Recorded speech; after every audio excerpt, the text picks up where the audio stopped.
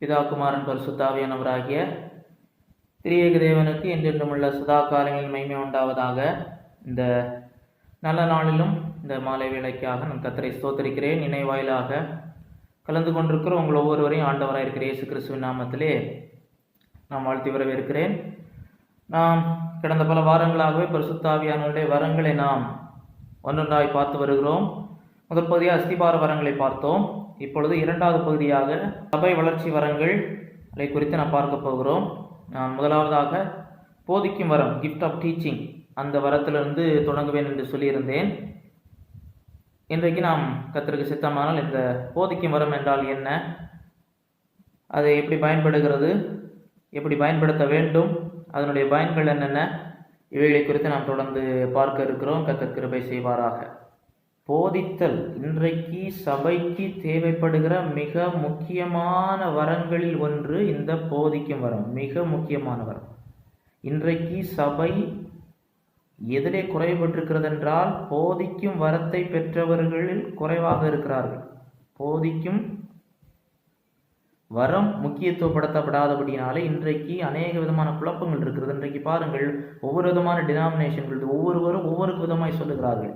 காரணம் என்ற சரியாய் வேதாகமத்தை போதிப்பதற்கு கிருபை பெற்றவர்கள் சரியான இடங்களில் பயன்படுத்தப்படாதபடினாலே குழப்பங்கள் வருகிறது. இன்றைக்கு பாருங்கள், எல்லா இடங்களிலும் ஒரு அகாடமிக் ஸ்ட்ரீம் இருக்கிறது என்றால், ஒரு படிப்பு இருக்கிறது என்றால் அதை படிச்சுட்டு வரணும். அப்போ டாக்டர்னு சொன்னால் டாக்டருக்கு ஆக அவர்கள் பேச்சுலர்ஸ் பண்ணாதான், அவர்கள் bachelors in medicine and surgery ரெண்டுமே பண்ணினால்தான், அதற்கு பிறகு அரசாங்கம் அதை அங்கீகரித்தால்தான் அதற்கு ப்ராக்டிஸ் பண்ண முடியும். இன்றைக்கு நிறைய யூடியூப் மருத்துவர்கள் நிறைய பேர் வந்து விட்டார்கள். இதுதான் இப்படி இருக்கிறது, நிறைய இணையதளங்கள் இருக்கிறது. Medical news today, web medicine, mayo clinic. எனக்கு இதில் ஆர்வம் உண்டு. மெடிசின் ப்ராக்டிஸ் பண்ண முடியாது. ஜஸ்ட் எனக்கு அதை குறித்து ஒரு இன்ஃபர்மேஷன் தெரிகிறது என்று சொன்ன உடனே நான் ப்ராக்டிஸ் பண்ண முடியாது. எனக்கு ஹார்ட்டை பற்றி தெரியுது, ஆரிக்கிளை பற்றி தெரியுது, வென்ட்ரிக்கிளை பற்றி தெரியுது.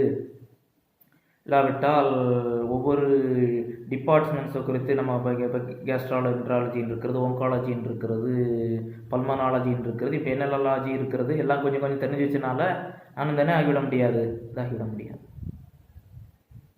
ஹார்ட்டை பற்றி தெரிஞ்சிருக்கிறதுனால எல்லாம் பண்ணிவிட முடியாது. கார்டியாலஜிஸ்டாக இப்போ கார்டியாலஜி படித்தாலும் அதில் ஹார்ட் சர்ஜன் என்பது வேறு, மற்றபடி கார்டியாலஜிஸ்ட் மாதிரி ஏதோ பிரிவு இருக்கிறதுன்னு நினைக்கிறேன்.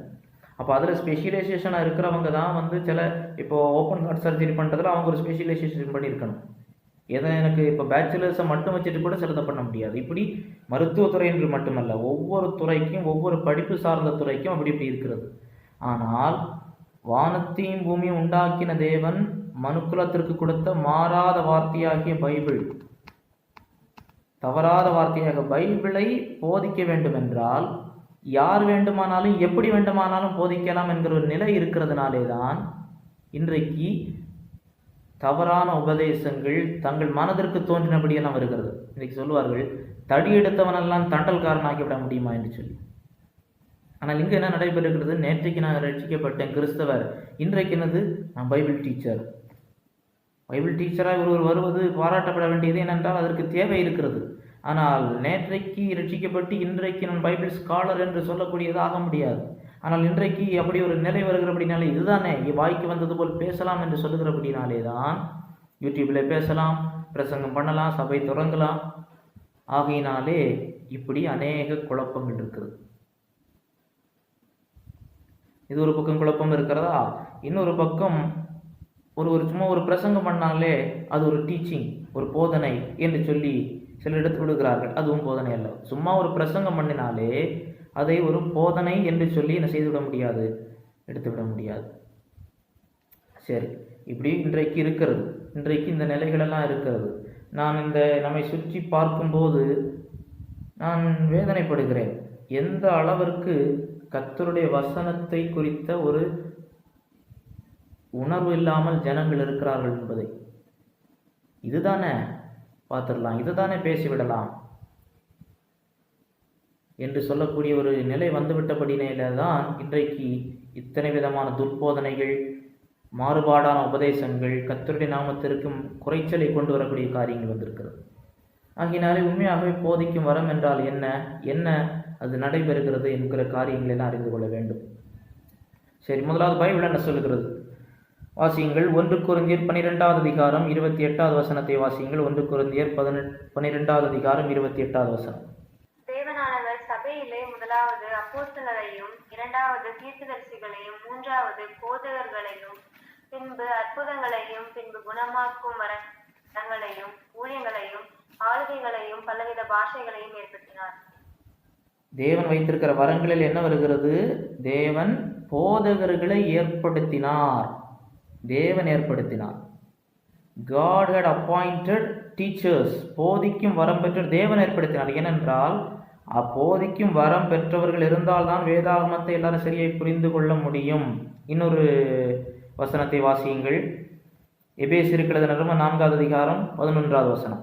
மேலும் நாம் அனைவரும் தேவனுடைய குமாரனை பற்றும் விசுவாசத்திலும் அறிவிலும் ஒருமைப்பட்டவர்களாகி கிறிஸ்துவினுடைய நிறைவான வளர்ச்சியின் அளவுக்கு தக்க பூரண புருஷராகும் வரைக்கும்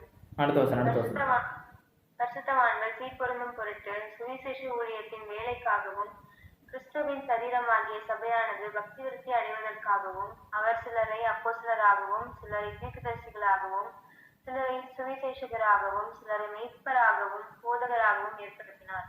தேவன் ஏற்படுத்தினவைகள் இந்த ஐவகை ஊழியங்கள்: அப்போஸ்தலர், தீர்க்கதரிசி, சுவிசேஷகன், மேய்ப்பன், போதகர். இந்த அப்போஸ்தலர், தீர்க்கதரிசி அஸ்திபார வரங்கள். சபை நாட்டப்பட்டும் தேவன் அஸ்திபாரம் போட்ட பொழுது தேவன் பயன்படுத்தினவைகள். இன்றைக்கு அதற்கு மேல், அந்த அஸ்திபாரத்திற்கு மேல் தேவன் சுவிசேஷகர், போதகர், மேய்ப்பர். சுவிசேஷகர் மூலமாக தேவன் ஒருவரை ரட்சித்து சபைக்குள்ளே கொண்டு வருகிறார். சுவிசேஷம் சொல்லப்பட்டு அவர்கள் இயேசு கிறிஸ்துவினால் மீட்கப்பட்டு அவர்கள் சபைக்குள்ளே வருகிறார்கள். அந்த சபைக்குள்ளே வந்த பிறகு அவர்களுக்கு ஆரோக்கியமான வசனத்தை ஊட்டுவதற்கு தேவன் போதகர்களை வைத்திருக்கிறார். அடுத்ததாக அவர்களை மேய்த்து நடத்துவதற்கு, அவர்களை குறைச்சல் உதவி செய்வதற்கு ஒரு ஆடு, ஒரு மேய்ப்பன் மந்தை மேய்ப்பது போல அவர்களுடைய எல்லா காரியம் மேய்ப்பதற்கு மேய்ப்பர்களையும் போதகர்களையும் சுவிசேஷங்களையும் வைத்திருக்கிறார். இது தேவன் ஏற்படுத்தின நியமம், ஒழுங்காக இருக்கிறது. இன்னொரு வசனத்தை வாசியுங்கள். ரோமர் 12வது அதிகாரம் 7வது வசனம். ஊழியம் செய்கிறவன் ஊழியத்திலும், போதிக்கிறவன் போதிக்கிறதிலும், புத்தி சொல்லுகிறவன் புத்தி சொல்லுகிறதிலும் தரித்திருக்க கடவன். பகிர்ந்து கொடுக்கிறவன் வஞ்சனை இல்லாமல் கொடுக்க கடவன். முதலாளியானவன் ஜாக்கிரதையாய் இருக்க கடவன். இரக்கம் செய்கிறவன் உற்சாகத்துடனே செய்ய கடவன். அதுல போதிக்கிறவனை குறித்து என்ன சொல்லப்பட்டிருக்கிறது? போதிக்கிறவன், ஒருவன் போதித்தால் என்ன சொல்ல, ஒரு போதிக்கிறதிலும். அப்போ இந்த வரங்களை குறித்து சொல்லப்பட்டிருக்கிற இடங்களில் எல்லாம் போதிக்கிறது சொல்லப்பட்டிருக்கிறது. சரி, இப்படி ஒரு வரம் இருக்கிறது. வரம் என்றால் தேவன் தன்னுடைய சர்வாளுமையின்படி ரட்சிக்கப்படுகிற அனைவருக்கும் குறைந்தபட்சம் ஒரு வரத்தையாவது கொடுப்பார். அவருடைய அழைப்புக்கு ஏற்றபடி வரம் கூடிக்கொண்டே போகும். அதில் முக்கியமான, இன்றைக்கு தேவைப்படுகிற முக்கியமான வரம் போதிக்கிற வரம். இது தேவன் கொடுக்கக்கூடியது, தன்னுடைய சர்வாளுமையின்படி தேவன் கொடுக்கக்கூடியது. இதிலே தேவன் கொடுக்கக்கூடிய வரத்தை நாம் பயன்படுத்த வேண்டும். அடுத்ததாக போதிக்கிறது என்றால் என்ன? டீச்சிங். போதக வரம் என்றால் என்ன? வேதாகமத்திலே இந்த போதகர், போதித்தல் என்பதற்காக பயன்படுத்தப்பட்டிருக்கிற வரம் டிடாஸ்கோ. டிடாஸ்கோ டிடாஸ்கோ என்று சொன்னால் டீச்சிங், அதாவது அதாவது இன்ஸ்ட்ரக்ஷன், எப்படி செய்ய வேண்டும், என்ன செய்ய வேண்டும் என்று. இப்போ இன்ஸ்ட்ரக்ஷன் புக் என்று சொல்லுவோம். இன்ஸ்ட்ரக்ஷன், இப்படி இப்படி செய்யத்தக்கவைகள், செய்யக்கூடாதவைகள் என்று இருக்கிறது தான் டிடாஸ்கோ. இப்போ இன்ஸ்ட்ரக்ஷன் என்று என்னவென்று சொன்னால், இந்த வேதாகமம் என்ன சொல்லுகிறது, வாட் டஸ் த பைபிள் சே என்று ஒவ்வொரு காரியத்தை குறித்தும் ஜனங்கள் புரிந்து கொள்ளத்தக்க விதத்திலே வெளியரங்கப்படுத்தக்கூடியது. எக்ஸ்பவுண்ட் த ஸ்கிரிப்சர்ஸ். இதற்காக தேவன் தம்முடைய சர்வாளுமையின்படி தேவன் கொடுத்தது தான் இந்த போதிக்கும் வரமாக காணப்படுகிறது. It is a God given ability to properly interpret and explain God's word to others. வேதாகம வசனங்கள், பைபிளில் இருக்கிற 30,000த்திற்கும் மேற்பட்ட வசனங்களையும் அது என்ன காரணத்திற்காக, யாருக்கு, எப்பொழுது, எப்படி, ஏன், எதற்கு சொல்லப்பட்டிருக்கிறது என்பதை மற்றவர்கள் புரிந்து கொள்ளத்தக்க வகையிலே விளங்கப்படுத்தக்கூடியது தான் போதகவரம். அதாவது காட்ஸ் வேர்டு மேடு பிளைன். எனக்கு தெரியுன்றது மாத்திரமல்ல, ஒரு காரியத்தை எடுத்தால், அதாவது இன்றைக்கு இனிமேல் உலகத்தில் என்ன சம்பவிக்க போகிறது, மனிதன் மரித்தால் எங்கு போக போகிறான், தேவன் யார், பாவம் என்றால் என்ன, அரசாங்கம் என்றால் என்ன, தேவன் உலகத்திற்கு வைத்திருக்கும் நீதிகள் என்ன, இப்படி வேதாகமத்தில் எந்தெந்த காரியங்கள் இருந்தாலும் அதை மக்கள் ஜனங்கள் புரியத்தக்க விதத்திலே விளங்கப்படுத்தக்கூடியது. இது மிகவும் முக்கியமானது. மக்கள் புரிந்து கொள்ளத்தக்க வகையில், ஏதோ பேசுகிறேன் என்பதல்ல, ஜனங்கள் புரிந்து கொள்ளத்தக்க வகையிலே விளங்கப்படுத்தக்கூடியது. இன்றைக்கு போதகம் என்று சொன்ன உடனே சில காரியங்களை புரிந்து கொண்டிருக்கிறார்கள். போதிக்கும் வரம் என்று சொன்ன உடனே இதுதான் போதிக்கும் வரம் என்று சொல்லி சிலர் புரிந்து கொண்டிருக்கிறார்கள். ஆனால் அது போதிக்கும் வரம் அல்ல. முதலாவது, ஆவியானவரால் ஒளியூட்டப்படுதல் போதைக்கும் வரம் அல்ல. ஒளியூட்டப்படுதல் என்று சொன்னால் என்ன? ஒரு வசன பகுதியை நீங்கள் படிக்கிறீர்கள், அந்த வசன பகுதி உங்கள் ஆழத்திற்குள் கிரியை செய்கிறது, ஆவியானவர் உங்களுக்குள்ளே கிரியை செய்கிறார், அதை புரிந்து கொள்கிறீர்கள். இவ்வளவு காலம் இங்கு இருந்தது, இந்த வசனம் இப்படி சொல்லுகிறது என்பது நீங்கள் புரிந்து கொண்டிருக்கலாம். சில காரியங்களை, சில வசன பகுதிகளை கடந்து வரும்போது இப்படி இருக்கிறது, இது இப்படி இருக்கிறது என்பதை ஆவியானவர் உங்களுக்கு புரிய வைத்திருக்கலாம். ஆனால் இது போதிக்கும் வரம் அல்ல. எனக்கு ஒரு காரியம் புரிகிறதுனாலே போதிக்கும் வரம் அல்ல. போதிக்கும் வரம் என்றால் வேதாகமும் என்ன சொல்லுகிறது இதை தெளிவாக அடுத்தவர்களுக்கு விளங்கப்படுத்தக்கூடியதுதான் போதிக்கும் வரம். எல்லாருக்கும் வேதாவசனம் புரிய வேண்டும், ஆனால் எல்லாருக்கும் புரிகிறபடி செய்ய முடியாது. அதற்கு வரம் வேண்டும். இந்த வரம் பெற்றவர்களால் தான் எல்லாருக்கும் புரியத்தக்க வகையிலே, ஜனங்களுக்கு புரியத்தக்க வகையிலே பேச முடியும். ஆகையினாலே ஒரு வசன பகுதி புரிகிறது என்றாகிவிட்டவுடனே போதனை செய்துவிட முடியாது. அடுத்ததாக, போதிக்கும் வரம் தீர்க்க தரிசன வரம் அல்ல. இன்றைக்கு போதிக்கும் வரத்தையும் தீர்க்க தரிசனத்தையும் சிலர் நினைத்து பேசுகிறார்கள். தீர்க்க தரிசன வரம் என்று சொல்லும் பொழுது பழைய ஏற்பாட்டிலே நாம் பார்த்தோம், புதிய ஏற்பாட்டிலே பார்த்தோம். தீர்க்க தரிசிகளை ஆண்டவர் எழுப்பினார். அந்த தேவையான காலகட்டங்களிலே அவர்களுக்கு தேவன் அவர்கள் அறியாத காரியங்களை தேவன் வெளிப்படுத்தினவற்றை அப்படியே சொன்னார்கள். பிரதானமாக ரெவலேஷன். தீர்க்கதரிசிகள் ஆலோசனை சொன்னார்கள், தீர்க்கதரிசிகள் வேறு பணிகளையும் செய்தார்கள். ராஜாக்களுக்கு ஆலோசனை சொன்னார்கள், அரண்மனையில் இருந்தார்கள், பாடல்கள் பாடியிருக்கிறார்கள். தீர்க்கதரிசிகள் வேறு காரியங்களை செய்தார்கள், அவர் ராஜாக்களை அபிஷேகம் பண்ணியிருக்கிறார்கள். ஆனால் தீர்க்க தரிசனத்தை பெற்றுக்கொண்டார்கள் என்று சொல்லும் பொழுது அவர்கள் தேவனிடத்திலிருந்து வெளிப்பாட்டை பெற்றுக்கொண்டார்கள். அந்த வெளிப்பாட்டை அப்படியே சொன்னார்கள். இப்போ அப்போஸ்தலனாகிய யோவானுக்கு வெளிப்படுத்தின விசேஷம், யோவான் தான் கண்டவற்றை அப்படியே அறிவித்திருக்கிறார். போதித்தல் என்று சொல்லக்கூடியது, யோவான் அங்கு எதற்காக அப்படி சொன்னார்? சமுத்திரத்திலிருந்து ஒரு மிருகம் எழுப்பி வந்தது, அடுத்ததாக பூமியிலிருந்து ஒரு மிருகம் எழுப்பி வந்தது, மிருகத்தின் முத்திரை, அவருடைய சிரசின் தலை மீது நாமம் எழுதப்பட்டிருந்தது. இப்படி வெளிப்படுத்தின விசேஷத்திலே முத்திரை நியாய தீர்ப்பு, எக்கால நியாய தீர்ப்பு, கோபகலச நியாய தீர்ப்பு, இந்த நியாய தீர்ப்புகள் என்னது, எதற்கு, எப்பொழுது, எங்கு நடைபெறும், இந்த நியாய தீர்ப்புகள் நடைபெற்று விட்டதா, இனிமேல் நடக்கப் போகிறதா, எப்போ நடைபெறும், யாருக்கு, இவைகளெல்லாம் செய்வது யார்? போதகர். போதிக்கும் வரம் பெற்றவர்கள் இதை சரியாக விளங்கப்படுத்த முடியும்.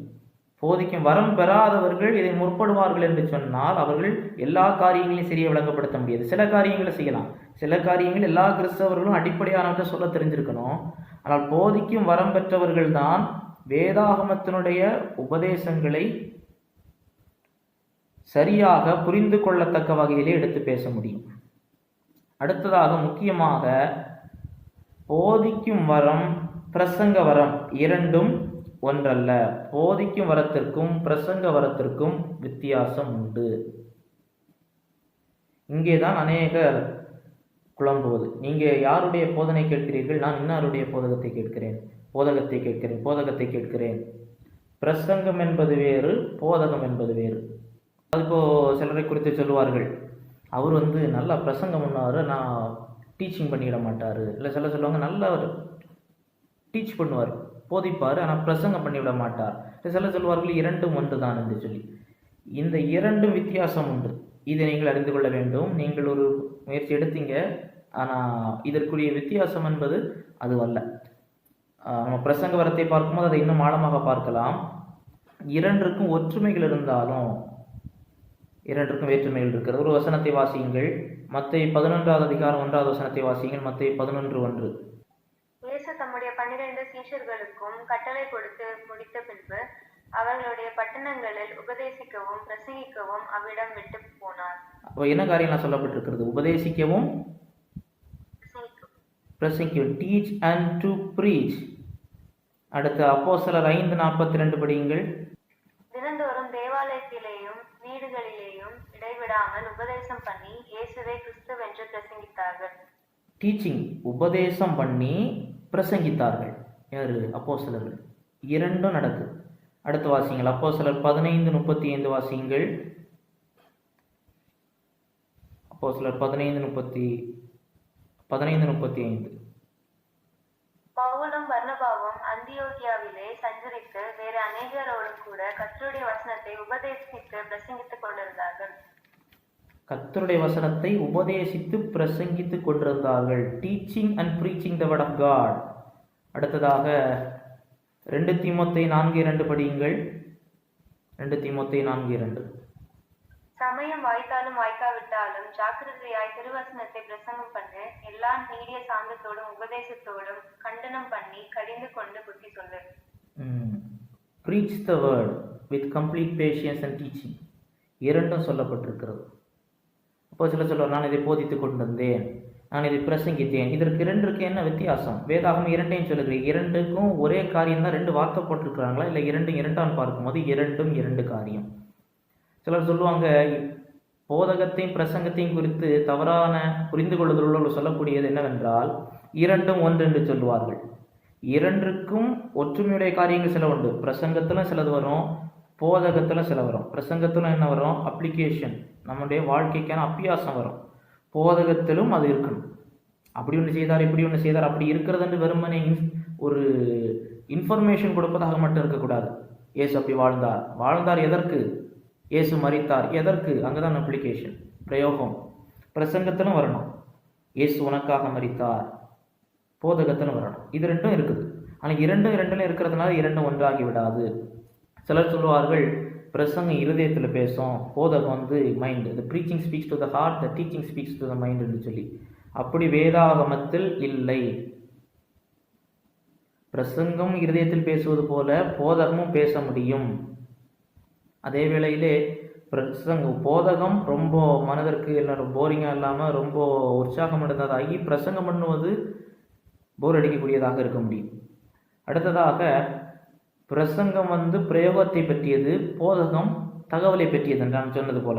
இப்படியும் வேதாகமத்தில் இல்லை. இப்போ உதாரணத்திற்கு பாருங்கள், ஒருத்தர் போதிக்கிறார்.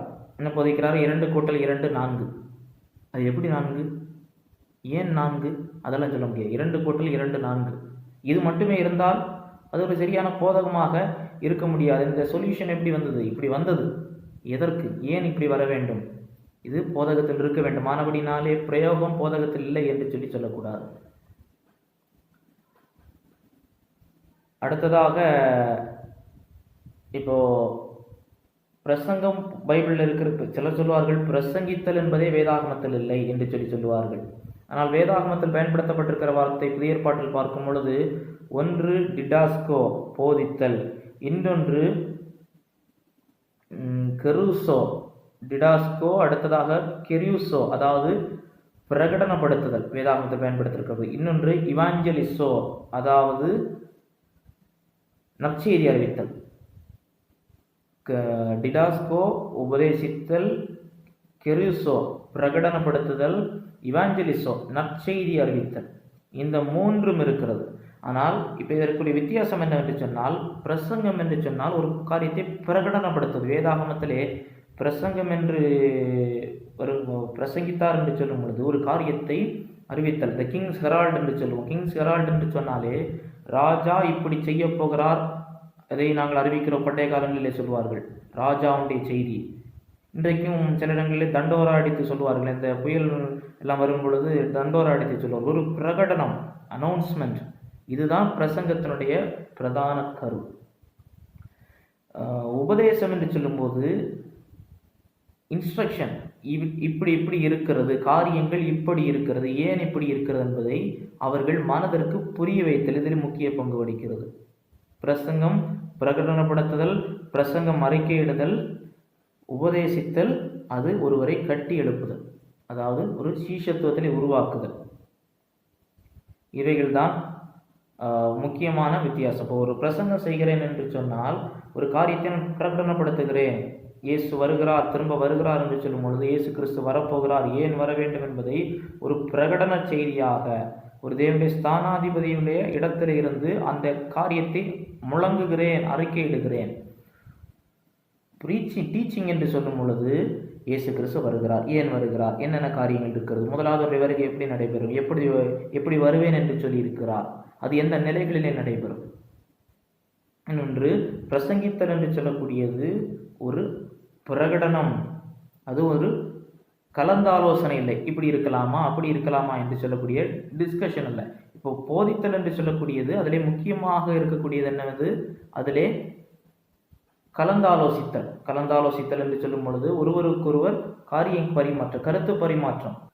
இன்னொரு காரியம் பிரசங்கித்தல் என்று சொல்லும் பொழுது அதிலே அடிப்படையாக அநேக என்ன சொல்லுவது, இந்த நவீன தொழில்நுட்பம் இந்த சென்ஸ் ஒரு ப்ரொஜெக்டர் போட்டு விளக்கம் கொடுத்து அப்படி இப்படி இருக்கிறது, ஸ்லைடு, பவர் பாயிண்ட், இவைகள் எல்லாம் ஒரு பிரசங்கம் என்று சொல்லும்போது அடிப்படையாக தேவையில்லை. ஆனால் ஒரு போதகம் என்று சொல்லும் பொழுது இவைகளை அடிப்படையாக பயன்படுத்தலாம். அதாவது பிரசங்கம் என்று சொல்லும் பொழுது ஹெரால்ட், அனௌன்ஸ்மெண்ட், ப்ரொக்ளமேஷன். டீச்சிங் என்று சொல்லும் பொழுது இன்ஸ்ட்ரக்ஷன். ஆனால் சில காரியங்கள் இதில் வரலாம். போதிக்கும் பொழுதும் சிலவற்றை பிரகடனப்படுத்த வேண்டியிருக்கும், பிரசங்கிக்கும் பொழுதும் உபதேசிக்க வேண்டியிருக்கும். இரண்டும் சில வேளைகளிலே ஓவர்லாப் ஆகலாம். ஆனால் பிரதானமாக மேலோங்கி நிற்பது எது என்பது தீர்மானிக்கக்கூடியது. ஆகையினாலே ஒரு போதிக்கும் வரம் பெற்றவர் எப்படி செயல்படுவார் என்பதை அறிவதற்கு முன்பதாக போதகம் எது என்பதை அறிந்து கொள்ள வேண்டும். போதகம் என்பது ஆவியானுடைய ஒளியூட்டுதல் அல்ல, அது நாம் வசனத்தை புரிந்து கொள்வது என்று சொல்லும் பொழுது ஒரு சுத்தாவியானவர் ஒரு போதகரை பயன்படுத்தி நமக்கு புரிய வைக்கலாம், ஒரு புத்தகத்தை பயன்படுத்தி புரிய வைக்கலாம், ஒரு பிரசங்கத்தை பயன்படுத்தி புரிய வைக்கலாம். இல்லாட்டி நாம் வேதாகமத்தை படிக்கும் பொழுதே சில காரியங்கள் இயல்பாக புரிந்து கொள்ள வைக்கலாம். அது போதிக்கும் வரம் அல்ல. தீர்க்க தரிசன வரம் போதிக்கும் வரம் அல்ல. தீர்க்க தரிசன வார்த்தைகளை எடுத்து அதிகாரத்தோடு பேசக்கூடியது பிரசங்க வரத்திற்குள்ளே கொண்டு வரலாம். வேதாகமத்தினுடைய தீர்க்க தரிசன வார்த்தைகள் இருக்கிறது அல்லவா, வேதாகம வார்த்தைகள் தீர்க்க தரிசனம் சொல்லுகிறோம், பக்தி விருத்தி ஆறுதல் உண்டாகத்தக்கதாக பேசுகிறான். அந்த ப்ரொஃபட்டிக் வேர்ட், அதை தீர்க்க தரிசன வார்த்தைன்னு சொல்லும்போது புதிய தீர்க்க தரிசனம் அல்ல, அதற்கு தேவையில்லை. அந்த வார்த்தையை எடுத்து பிரகடனப்படுத்தி அறிவிப்பது அது பிரசங்கத்திற்கு கீழாக வரும், போதகத்திற்கு கீழாக வராது. அடுத்ததாக முக்கியமாக போதக வரம் பிரசங்க வரம் அல்ல. எது இல்லை என்பதை பார்த்து விட்டோம். இந்த போதக வரத்தை குறித்து அதிக காரியங்களை பார்ப்பதற்கு முன்பதாக சபைக்கு போதக வரம் பெற்றவர்கள் அவசியமுடையவர்களாக இருக்கிறார்கள். சபைக்கு போதக வரம் பெற்றவர்கள் அவசியம், மிக அவசியம். ஏதோ நேரம் போகாமல் ஏதோ எடுத்துக்கொண்டிருக்கிறேன் என்பது அல்ல, இது மிக முக்கியமானவர். ஒரு வசனத்தை வாசியுங்கள். மத்தேயு 28வது அதிகாரம் 18 முதல் 20. மத்தேயு 28வது அதிகாரம் 18 முதல் 20. சமீபத்தில் வந்து அவர்களை நோக்கி, வானத்திலும் பூமியிலும் சகல அதிகாரமும் எனக்கு கொடுக்கப்பட்டிருக்கிறது. ஆகையால் நீங்கள் புறப்பட்டு போய் சகல ஜாதிகளையும் சீஷராக்கி பிதா குமாரன் பரிசுத்த ஆவி நாமத்திலே அவர்களுக்கு ஞானஸ்நானம் கொடுத்து, நான் உங்களுக்கு கட்டளையிட்ட யாவையும் அவர்கள் கை கொள்ளும்படி அவர்களுக்கு உபதேசம் பண்ணுங்கள். இதோ உலகத்தின் முடிவு பரியந்தம் சகல நாட்களிலும் நான் உங்களுடனே கூட இருக்கிறேன் என்றார். ஆமென். நான் உங்களுக்கு கட்டளையிட்ட யாவையும் கை கொள்ளும்படி உபதேசம் பண்ணுங்கள், டீச் பண்ணுங்கள். இதை செய்யணும். இப்போ போதிக்கும் வரம் இல்லாவிட்டால் சில காரியங்களை இயேசு சொன்னவைகளை போதிப்பதற்கே கடினமாக இருக்கும். இயேசு எதற்கு சொன்னார், எதை மனதில் வைத்து சொன்னார், இயேசு சொன்னதுடைய அர்த்தம் என்ன என்பதை கை கொள்ளும்படி உபதேசம் பண்ணணும். அது என்ன சொன்னார் உபதேசம் பண்ணணும். இயேசு சொன்னார் வாசித்து விட்டு போன்றால் சொல்லியிருக்கலாமே. இயேசு என்ன சொன்னார், எதற்கு சொன்னார் என்பதை, அவர் சொன்ன அனைத்து காரியங்களையும் சரி, இல்லை வேதாகமத்தின் அனைத்து பகுதிகளையும் சரியாக புரிய வேண்டுமென்றால், ஜனங்கள் புரிய வேண்டுமென்றால் அதற்கு போதிக்க வரம் பெற்று வேண்டும்.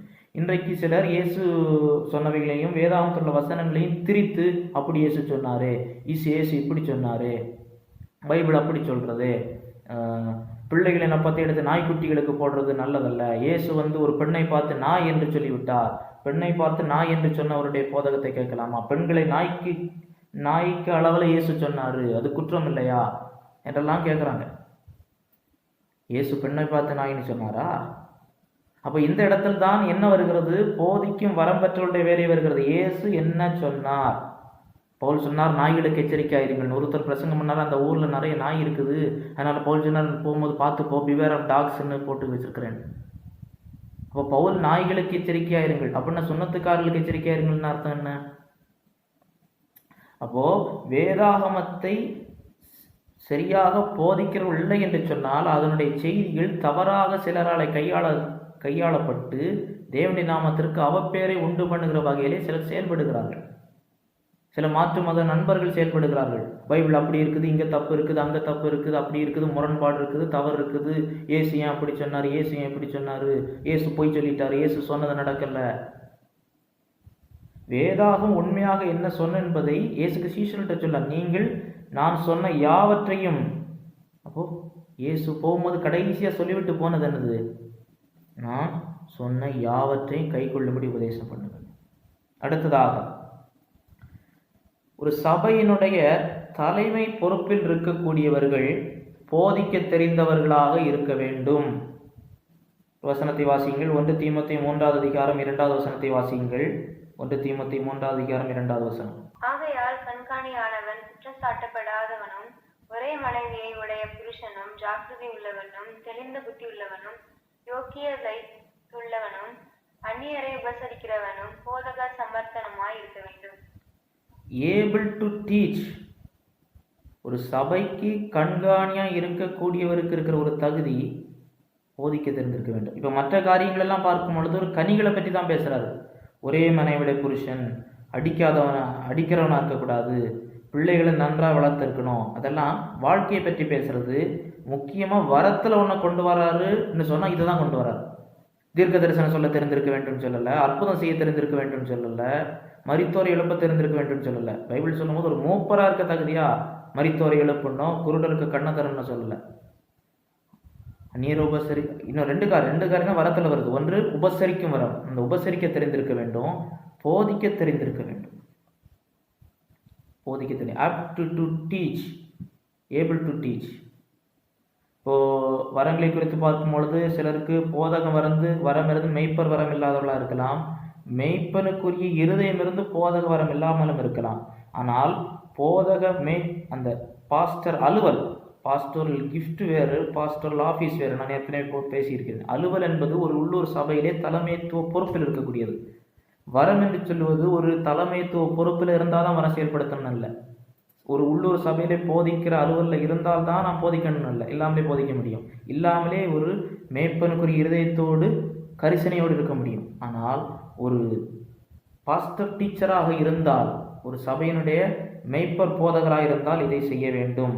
இன்னொரு வசனம் வாசியுங்கள். 1 கொரிந்தியர் 14வது அதிகாரம் 26வது வசனம் வாசியுங்கள். 1 கொரிந்தியர் 14வது அதிகாரம் 26வது வசனம்.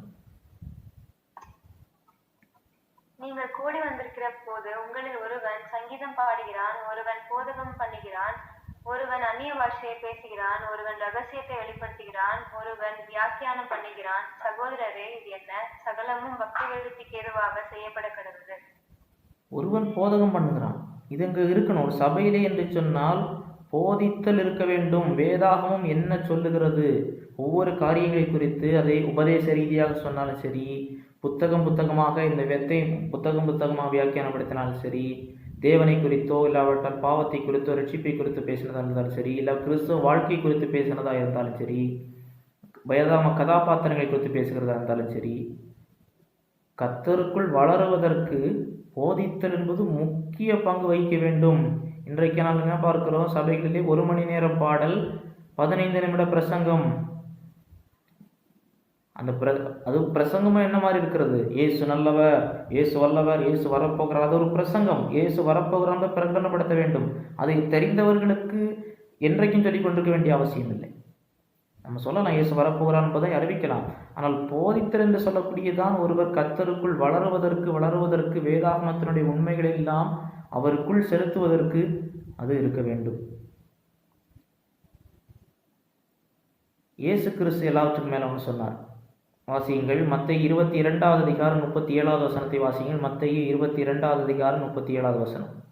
நோக்கி, உன் தேவனாகிய கர்த்தரிடத்தில் உன் முழு இதயத்தோடும் உன் முழு ஆத்மாவோடும் உன் முழு மனதோடும் அன்பு கூர்வாயாக. உன் தேவனாகிய கர்த்தரிடத்தில் உன் முழு இருதயத்தோடு உன் முழு ஆத்மாவோடு உன் முழு மனதோடு அன்பு கூறுவாயாக. வேதாகமத்தினுடைய உபதேசங்கள் சத்தியம் தெரியாதவரால் இதை செய்யவே முடியாது. நீங்கள் அன்பு கூறுறேன்னு சொல்கிறாங்க. எதுக்கு? ஆண்டவர் எனக்கு ஆசீர்வதிக்கணும், ஆண்டவர் எனக்கு வீடு தரணும், சுகம் தரணும், கார் தரணும். தப்பு இல்லை. ஆண்டவர் நன்மை செய்ய வல்லவர், அவர் தேவையானவற்றை கொடுக்க வல்லவர். ஆனால் அவரை அன்பு கூறுகிறேன் என்று சொல்வது எதற்கு? நோய் குணமாவதற்கோ, நமக்கு வேண்டும் ஒரு இச்சையினாலே எனக்கு கிடைக்கும் என்பதனால அன்பு கூறுவேன்னு சொன்னால் தான் தருவார் என்கிற நித்திய நிலையில் பார்க்கக்கூடாது. உன் முழு இருதயம், முழு ஆத்மா, முழு மனது, all your heart, all your soul, all your mind, இதுக்கு மிஞ்சினது ஒன்றும் இல்லை. இப்படி அன்பு கூறணும்னா அவர் எப்படிப்பட்டவர், அவர் என்ன செய்திருக்கிறார், என்ன செய்ய போகிறார், தேவன் வைத்திருக்கிற திட்டம் என்ன என்பதை ஒரு தனி மனிதன் புரிந்து கொண்டால் ஒளி ஆண்டவர் இப்படிப்பட்ட ஆண்டவரா, இப்படிப்பட்ட சர்வ வல்லமையுள்ளவரா, சர்வ ஞானியா, எங்கும் நிறைந்திருக்கிறவரா, பராக்கிரமம் உள்ளவரா, இவ்வளவு அன்புள்ளவரா, கல்வாரியில் தம்மை கொடுப்பதற்கு அவர் இவ்வளவு தியாகம் செய்தாரா, அந்த அன்பை அது என்னென்னு தெரிஞ்சால்தான் தெரியும். அவர் எந்த அளவிற்கு போக வேண்டி என்பதை தெரிந்தால்தான் தெரியும். எல்லாவற்றையும் உண்டாக்குவதற்கு ஒரு இமைப்பொழுதை உண்டாக்க கடவுது என்று. ஆனால் நம்முடைய பாவங்களுக்காக மரிப்பதற்கு அவர் சென்ற ஆழங்கள் ஆச்சரியமானவைகள். தான் படைத்த மரத்திலே தன்னுடைய கைகள் அடிக்கப்பட ஒப்பு கொடுத்தார். இந்த அன்பு ஒரு காரியத்தை சொல்றேன், இது இல்லை என்றால் அறிய முடியாது. அப்படி என்றால் முழு வேதாகமத்தினுடைய உபதேசங்களையும் பிரமாணங்களையும் கர்த்தருடைய திட்டத்தையும், the repository of God's truth is Bible. இதை பூரணமாய் அறிந்து கொள்ளாத ஒருவர் இன்னும் சொல்ல வேண்டும் என்றால், வேதாகமத்தை நான் ஒழுங்காக படிக்க மனம் கிடையாது, பைபிள் ஒழுங்காக வாசிக்க மாட்டேன், ஆனால் பயங்கர அன்பு வச்சிருக்கிறேன்னு சொன்னால் அது போலியான அன்பு. ஒரு மனிதர் கர்த்தருடைய வார்த்தையை நேசிப்பதற்கும், கர்த்தருடைய வார்த்தையை கற்றுக்கொள்வதற்கும், கர்த்தருடைய வார்த்தை என்ன சொல்லுகிறது என்பதை முக்கியத்துவப்படுத்தாத ஒருவர் நான் அன்பு கூறுகிறேன் இன்னும் அதிகமான பாட்டு பாடினாருன்னா அந்த பாட்டு போய் கர்த்தரிடத்தில் அவர் கணக்கு கொடுக்கணும். உண்மையாகவே ஆண்டவர் அன்பு கூர்ந்திருந்தால் ஆண்டவர் என்ன சொல்லியிருக்கிறாரு, ஏசாயாவா அதில் என்ன இருக்குது, யாருக்கு பேசுகிறாரு, எசேக்கியல் என்ன சொல்ற, வேதாகமத்தில் எதுக்கு ஒரு இஸ்ரவேலே உன்னை நான் நேசித்தேன், உனக்கு ஒரு ஆபரணம் தரிப்பித்தேன், ஆனால் நீ அப்படி போன, அவர்களோடு போன, இவர்களோடு போன, யார் அது? யாருக்குன்னு சொல்லிட்டு போட்டு நமக்கு என்ன ஏதோ இருக்கிறது.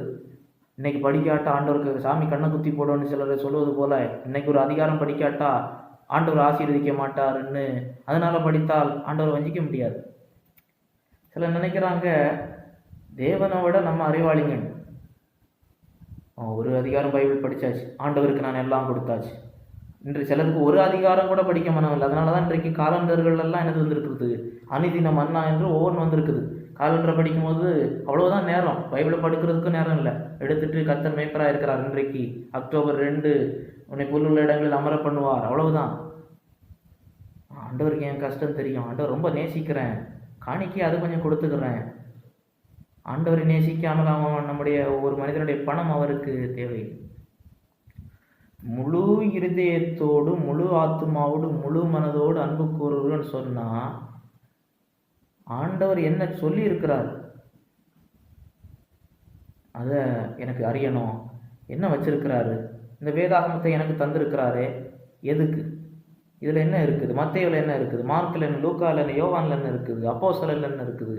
திரும்ப அதிகமாக வாசிக்குமா தான் தெரியும், அநேக காரியங்கள் புரியாது. எல்லாம் வாசித்து எனக்கு ஒரே ரீடிங்கில் புரிந்துன்னு சொன்னால் பொய் சொல்கிறாருன்னு அர்த்தம். இப்போ இது ஏன் இப்படி சொல்லியிருக்கிறது? கந்தாகை மந்திரி சொன்னார், இது யாரை பற்றி சொல்லுது? அவர் அடிக்கப்பட்டார், அன்பை ஆக்கினியார் மீது இருந்தது, குணமாகிறோம். இந்த தீர்க்கதரிசி ஏசாய தீர்க்கதரிசி இந்த 53 அதிகாரத்தில் உள்ள அந்த சம்பவத்தை யாரை பற்றி சொல்கிறார்? அவரை பற்றி சொல்கிறாரா, இன்னொருத்தரை பற்றி சொல்கிறாரா? நம்முடைய அக்கிரமத்தெல்லாம் அவ்வளோ பண்ணாருன்னு இருக்கிறது யார்? நமக்கு அக்கிரமத்தை யார் சுமக்க முடியும்? அவர் அது எனக்கு அறியணும்னு அவர் ஏங்குறார். எங்கேயோ இருந்த ஒரு பிலிப்பை கர்த்தர் கூட்டி கொண்டாங்க நடத்துகிறார். ஒரு ஆத்துமா அன்புக்காக, வசனத்துக்காக, உண்மைக்காக ஏங்குகிறது. கர்த்தர் அதை கனம் பண்ணார். இது ஒன்றுமே இல்லை. வேதாகமம் படிக்கிறதா எனக்கு தூக்கம் வருது, பைபிளை திறந்தாலே தூக்கம் வருது. ஆனால் ஆண்டவருக்கு மேலே பயங்கர அன்பு. பாட்டு பாடலாம், ஆனால் ஆண்டவரை ஏமாற்ற முடியாது. நினைக்கிறாங்க நம்ம உலகத்துக்கு முன்பதாக இருக்கிறோம், நல்ல ஒரு நடிப்பு நடிக்கலாம், மாஸ்க் போட்டுக்கலாம். ஆனால் நம்ம பார்த்தாலே கிறிஸ்துவ நான் அன்னைக்கு தெரியும் யார் உண்மையாக ஆண்டவர் அன்பு கூர்ந்தா, யார் நேசித்தா என்பது. ஒரு சின்ன பரீட்சை, நமக்கு யாருக்கு இருதயமாக நமக்கு தெரியாது, உள்ள என்ன வச்சிருக்கிறாங்கன்னு நமக்கு தெரியாது. ஆனால் ஒரு மனிதன் கர்த்தருடைய வார்த்தையை வாசிப்பதற்கும் தியானிப்பதற்கும் கற்றுக்கொள்வதற்கும் கற்றுக்கொண்டு விட்டு அதில் சொல்லிருக்கிறபடி வாழ முயற்சி எடுக்கணும். வாழ்ந்து விட்டேன்னு எல்லாத்தையும் சொல்ல முடியாது. இப்படி இருக்குது, வாழணும்னா சொன்னால் என்ன, இப்படி வாழணும்னு சொன்னால் தான் தெரியும். இல்லை சும்மா அப்படி யாருக்கும் எந்த தீங்கு நான் செய்கிறதில்ல நீ சொன்னால், கிறிஸ்தவர்கள் இல்லாதவர்கள் எத்தனை பேர் இருக்கிறாங்க, யாருக்கு நாங்கள் எந்த தீங்கு செய்கிறதில்ல, எங்கள் பாடு உண்டு இருக்கிறோம். அப்போ அவர்களுக்கு நமக்கு என்ன வித்தியாசம்? உண்மையாக கர்த்தரை நேசிக்கிறேன் என்றால் மனமெல்லாம் கர்த்தருடைய வார்த்தை என்ன சொல்லுது, இங்கே என்ன சொல்லுகிறது? இரவும் பகலும் உன்னுடைய வேதத்தில் தியானமாய் இருக்கிற மனுஷன் பாக்கி, இரவும் பகலும், டே அண்ட் நைட். இங்கே வரும்போது புரியலையே, அங்கே தான் எனது போதிக்கிற வரம் அங்கே செயல்படுது. இங்கே தான் போதிக்கிற வரம் வருகிறது. அப்போ ஒன்றில் அவருக்கு போதிக்கிற வரம் இருந்த சிலருக்கு அங்கே வெளிப்படும். எனக்கே சில காரியங்கள் புரியும் போது சொல்லிக் கொடுக்குற இன்னொருத்தங்களுக்கு புரியுது, ஆசீர்வாதம் அமைகிறது. இல்லாவிட்டால் எனக்கு புரியல ஆண்டவரே, இது எனக்கு புரியல, இதை நான் எப்படி புரிந்து கொள்வது? ஆண்டவர் சரியான இடங்கள் நடத்துவார், பைபிள் காலேஜில் படிக்க என்கரேஜ் பண்ணு, ஆண்டவர் வழியை திறப்பார். வசனத்தை கேட்பதற்கு தேவன் போதக வரத்தை கொடுத்திருக்கிறவர்கள் இடத்துல உங்களை கொண்டு போவார். அவர்கள் மூலமாக வேதாகமத்தின் உண்மைகளை நீங்கள் கற்றுக்கொள்ள உதவி செய்வார். ஒரு சின்ன பரீட்சை. உண்மையாகவே தேவனிடத்தில் அன்பு கூறுகிறேனா? சத்தியத்தை அறியணும், சத்தியத்திற்காக நிற்கணும். அறிந்தால்தான் நிற்க முடியும். சொல்ல நாங்கள் சத்திய சபை. சத்தியமாவது என்ன தெரியாது. எங்களுடைய தலைமை பாஸ்டர் சொன்னது, எங்கள் ஸ்தாபகர் சொன்னதான் சத்தியம், அவ்வளோதான் தெரியும். இந்த காரியங்களை நாம் அறிந்து கொள்ள வேண்டும். இன்றைக்கு அப்படியானால் நாம் இதுவரைக்கும் அறிமுகமான சில காரியங்களை பார்த்திருக்கிறோம். போதக வரத்தினுடைய அவசியம் இன்றைக்கு அளவில்லாததாக இருக்கிறது என்று பார்த்திருக்கிறோம். போதக வரம் என்றால் என்னவென்று சொல்லி பார்த்திருக்கிறோம். டிடாஸ்கோ, டு இன்ஸ்ட்ரக்ட், உபதேசித்தல், போதித்தல். போதக வரம் என்பது எது அல்ல என்று சொல்லி பார்த்திருக்கோம். ஒளியூட்டுதல் அல்ல, தீர்க்க தரிசனம் அல்ல, பிரசங்கம் அல்ல. அதற்கு அடுத்ததாக தேவன் கட்டி வருகிற சபையிலே, சரீரமாகிய சர்வலோக சபையிலும் சரி, உள்ளூர் சபையிலும் சரி, போதகர்கள் இருக்கிறார்கள், போதகர்கள் இருக்க வேண்டும். அது எதற்காக என்று சொல்லி பார்த்தோம். எல்லாவற்றுக்கும் மேலதாக உண்மையாக தேவனை நேசிக்கிறேன், கர்த்தருடைய தாகமாக இருக்கிறேன் என்று சொன்னால் அவர் கர்த்தருடைய வார்த்தையை நேசிக்க வேண்டும். தாவீதை குறித்து சொல்லும்போது சிலர் சொல்வார்கள், தாவீதா அவன் கொலை பண்ணினவன், விபச்சாரம் பண்ணினவன், அப்படி இப்படி என்று. ஆனால் கர்த்தர் தாவீதை குறித்து சொன்னார், என் இருதயத்திற்கு ஏற்றவன் சொல்லி. தாவீதா குறை இருந்தது, கர்த்தர் குறை இல்லைன்னு சொல்லலை. தப்பு செய்தாலும் நீ நிறைய நல்லது செய்ததுனால நீ தப்பு செய்ததை தப்பு செய்யலைன்னு சொல்லலை. அவர் செய்த தவறுக்கு அதற்குரிய தண்டனை கிடைத்தது. எதை விதைத்தாயோ அதை அறுப்பாய். பூமிக்குரிய இருதயம் சரி, நித்தியத்திற்காக இருந்தாலும் சரி. Showing and reaping principle. ஆனாலும் ஆண்டவர் சொன்னா என் இருதயத்துக்கு ஏற்றவன் சொல்லி. ஏனென்றால் தாவீதுடைய சங்கீதங்களை பார்த்துங்கள். கர்த்தருடைய நியாயப்பிரமாணம், கர்த்தருடைய பிரமாணம், கர்த்தருடைய பிரமாணம், கர்த்தருடைய பிரமாணம், வசனத்தின் மேல் கவனமாக இருக்கிறேன். பைபிளில் இருக்கிற மிகப்பெரிய அதிகார சங்கீதம் 119. அதை வாசிக்க வேண்டும் என்று சொன்னாலே சிலருக்கு தலை சுற்றும். ஆனால் அதை தாவீது தான் எழுதியிருக்க வேண்டும். வேறு சிலர் யாரும் எழுதியிருக்கலாம். ஆனால் தாவீது இப்போ சங்கீதம் 19 தாவீது எழுதியிருக்கிறார். இப்போ அந்த தாவீதாக இருக்கட்டும், சங்கீதக்காரர்களாக இருக்கட்டும், எந்த அளவுக்கு அதை நேசித்திருந்தால் அவ்வளவு எழுதியிருப்பாங்க. அன்றைக்கு முழு பைபிள் கிடையாது, இருந்தது நியாயப்பிரமாண புத்தகம், மோசேயுடைய ஆகமங்கள். அதற்கு பிறகுதான் தீர்க்கதரிசிகள், அதற்கு பிறகுதான் அனைவரும் வருகிறார்கள். நியாயாதிபதிகள் இருக்கிறது, ரூத் இருக்கிறது, சிலதான் இருக்கிறது. ஆனாலும் அந்த நியாயப்பிரமாணத்தின் மேலே அவ்வளவு வாஞ்சியாக, ஒரு தேனை போல அனுதினமும். இது கட்டாயத்தினால் வருவதல்ல. பைபிள் படி, பைபிள் படி, பைபிள் படி, பைபிள் படின்னு. வானத்தையும் பூமி உண்டாக்கின கர்த்தர் நம்முடைய வாழ்க்கைக்கு தேவையான அனைத்து ஆலோசனைகள், நான் எங்கே போகணும், எங்கே போகக்கூடாது, எப்படி வாழணும், எப்படி வாழக்கூடாது, என்ன முடிவெடுக்கணும், எப்படி முடிவெடுக்கக்கூடாது, என்ன செய்யணும், என்ன செய்யக்கூடாது, எல்லாம் இங்கே தீர்வு இருக்கிறது. அனைத்து விதமான பிரச்சனைகளுக்கும் பைபிளில் தீர்வு இருக்கிறது. இதுக்கு தீர்வு இல்லாத பிரச்சனை இல்லை. இதை ஏற்றுக்கொண்டு எங்கே இருக்குது, ஏன் இப்படி ஆண்டவர் சொல்லியிருக்கிறார், இதற்கு ஏதாவது அர்த்தம் இருக்குமா, என்ன நோக்கத்தில் சொல்லியிருக்கிறார் என்பதை அறிய முயற்சிக்கும் பொழுது அங்குதான் போதக வரத்தினுடைய அவசியம் வருகிறது. தேடுகிற இருதயத்திற்கு தேவன் சரியான இடத்துல கொண்டு போவார். தேவன் நல்ல மேய்ப்பர், கர்த்தர் நல்ல மேய்ப்பராக இருக்கிறார், அவர் நடத்துவார். ஆகையினாலே இந்த வரத்தை இன்றைக்கு அநேக இடங்களிலே அசட்டை செய்கிறார்கள். டீச்சிங்காக பண்ணுற இதெல்லாம் ஒரு இதுவா, நல்லா பாட்டு பாடணும். இன்றைக்கு பாடலை வைத்து தேவனை பாடுறது நல்லது, ஆனால் இன்றைக்கு பாடல்ங்கிற பேரிலேயே தேவனுடைய நாமம் தூஷிக்கப்படுகிறது. வாய்க்கு வந்ததெல்லாம் பாடுறாங்க. இன்றைக்கு என்ன இருக்கிறது, பாடல் அவசியம், கர்த்தரை துதிக்கிற பாடல் அவசியம். அவனை அனைத்தும் ஒழுங்கும் கிரமமாக செய்யப்பட வேண்டும். பாடலுக்குரிய நேரம் பாடல், ஜெபத்திற்குரிய நேரம் ஜெபம். முக்கியமான இடம் கர்த்தருடைய வசனத்தை கற்றுக்கொள்வது தான். வேதாகமத்தில் இரவு முழுதும் பாடிக்கொண்டிருந்தார்கள் என்றில்லை, பவுல் ராம் முழுவதும் வசனத்தை பிரசங்கித்துக் கொண்டிருந்தார். இயேசு கிறிஸ்து 3 நாளளவும் பிரசங்கித்தார், போதித்தார், கற்றுக் கொடுத்தார். மலேசியிலே அவர் உட்கார்ந்த போது அவர் உபதேசித்து சொன்னதாவது, இயேசு கிறிஸ்து பாட்டு பாடினாரு, ஒலியமலைக்கு அங்கே பாடினாங்க, ஆனால் பாடிக்கொண்டே இருக்குல்ல. பாட்டு தேவை, கர்த்தருக்கு பயப்படுகிற பயத்தோடு நல்ல கருத்தாளமிக்க பாடல்கள், கர்த்தருக்கு மகிமையை கொண்டிருக்கிற பாடல்கள் பாடணும். அதே வேளையில் கர்த்தருடைய வார்த்தை போதித்தலை அசட்டை செய்யக்கூடாது.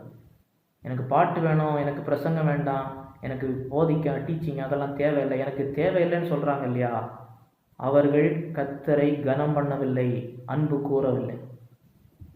பாட்டுன்னா நம்ம நினைப்போம், எனக்கு தந்தீரே தந்தீரே தருவீரே என்று. ஆனால் வசனம் என்ன சொல்கிறது? ஆகையினாலே இதை அலட்சியமாக யாரும் நினைக்க வேண்டாம். இது மிகவும் முக்கியத்துவம் வாய்ந்தது, இன்றைக்கு மிக தேவையுள்ளதாக இருக்கிறது. ஆகையினாலே இதை நாம் கவனத்தில் கொண்டு நாம் செய்ய போகிறோம். இப்பொழுது அறிமுகத்தை தான் பார்த்துருக்கிறோம் போதக வரத்தை குறித்து. இன்னும் போதக வரம் எப்படி செயல்படுகிறது, போதக வரம் பயன்படும்போது என்னென்ன ஆசீர்வாதங்கள் வரும் என்பதையெல்லாம் நாம் கர்த்தருக்கு சித்தமானால் அடுத்த வாரத்திலே பார்ப்போம். கர்த்தர் உங்களை ஆசீர்வதிப்பாராக. ஆமென்.